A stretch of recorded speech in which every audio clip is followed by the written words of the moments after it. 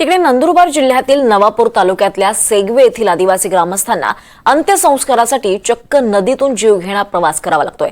गावातून स्मशानभूमीकडे जाणाऱ्या मार्गावर नेसू नदीवर पूल नसल्यानं अंत्ययात्रेसाठी आदिवासी बांधवांना हा जीवघेणा प्रवास करावा लागतोय।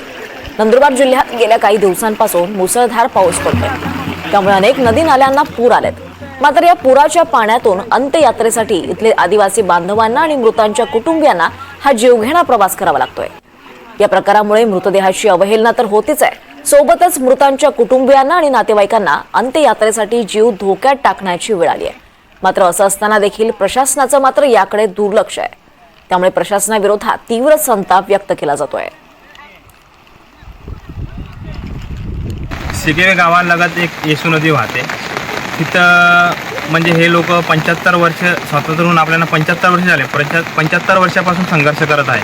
आज देखील एक मयात झालं, सेगवे गावामध्ये झालं। तर स्मशानभूमी नदीच्या त्या साईडला आहे, तर आज पण हे लोक नदी पार करून घेऊन गेले। मागच्या वर्षी तर एक जण वाहता वाचून गेला होता आणि नदीच्या लगत शेती पण आहे, म्हणजे रोज त्यांना ही नदी ओलांडून शेती करायला जावं पडतं। तर प्रशासनाला विनंती की लवकरात लवकर याचा एक छोटा ब्रिज किंवा एक पूल बनवून द्यावा, अशी आमची मागणी आहे।